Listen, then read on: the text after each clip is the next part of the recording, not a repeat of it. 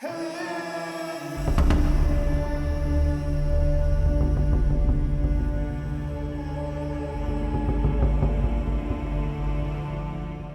much of Alexander the Great's legacy is celebrated for his world conquests and the expansion of Macedonian power, there is a lesser-known chapter of his campaigns that shed lights on the fierce resistance faced by his forces from the Indian subcontinent. These heroic battles, overlooked in mainstream history, highlight a gallant defense by Indian kings and queens against Alexander's invasions, offering a glimpse into a part of Indian history that remains hidden. After successfully dismantling the Persian Empire and conquering vast territories in Central Asia, Alexander turned his gaze towards the Indian subcontinent. In the year 327 BCE, his army entered India, marching through the Hindu Kush mountains and subjugating the territories of Bactria and Bokhara. During this time, an Indian king named Ambhi or Omphis, the ruler of Taxila, sent gifts to Alexander in a bid to secure peace for his kingdom. According to ancient sources, Ambhi sent 65 elephants and 3,000 bulls as a gesture of goodwill, hoping to avoid a confrontation with the powerful Macedonian army. However, Alexander's ambition for conquest was unwavering and he pushed further into India, meeting fierce resistance from several Indian kingdoms and tribal leaders. Though the Indians were often isolated and lacked a unified front, they fought bravely, with many sacrificing their lives to protect their land from foreign domination. One of the first significant resistances Alexander faced was in the kingdom of Ashtaka, which was located near the Swat Valley. The king of this small yet determined kingdom, Ashtakaraja, known as Astis in Greek sources, fought valiantly against the Macedonian forces. Despite being outnumbered, the Indians managed to delay Alexander's advance for a full 1 month. This protracted resistance under the leadership of Ashtakaraja is a testament to the courage and determination of the Indian kings that stood in defiance against the foreign invader. The king of Ashtaka ultimately lost his life in the battle, but his kingdom's valiant defense left a significant mark on the Macedonian forces. The hill kingdoms of Asvakayana and Asvakayana, located in the regions of Kunar, Svat and Panchkora, presented some of the most formidable resistances to Alexander's invasion.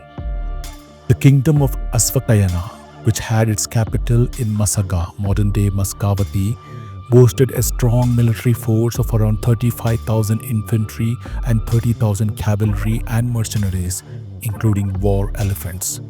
The ruler of this kingdom was Queen Cleophes, who led her people in a determined fight against Macedonian invaders. In addition to her military strength, the queen had the support of another local monarch, Abhisara. Together, they put a fierce defense, with their people choosing death over surrender, showing the fierce spirit of Indian warriors.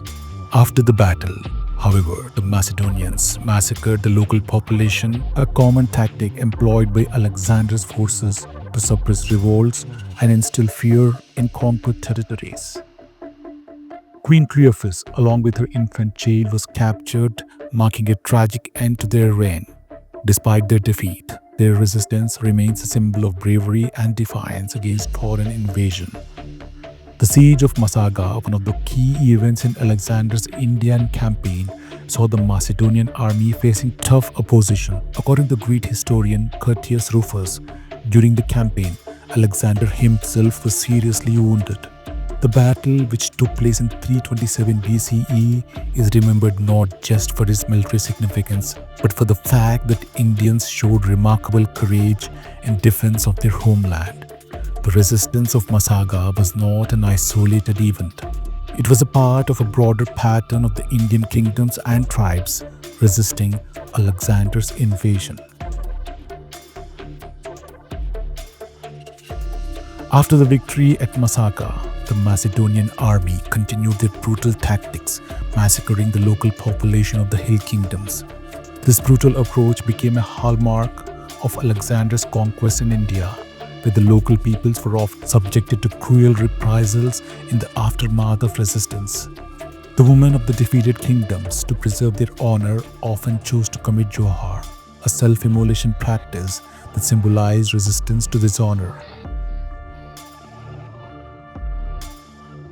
While Alexander's victories at Jhelum is well documented in history, the resistance of these smaller kingdoms and their heroes, like King Ashtakaraja and Queen Cleophes, is often forgotten. These kings and queens, despite being vastly outnumbered and facing an overwhelming adversary, fought to the last breath to protect their homelands.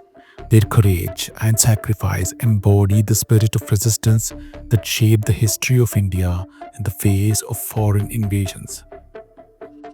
Though the Macedonian forces eventually subdued these regions, the bravery shown by these Indian kingdoms in their stand against Alexander is a significant part of Indian history.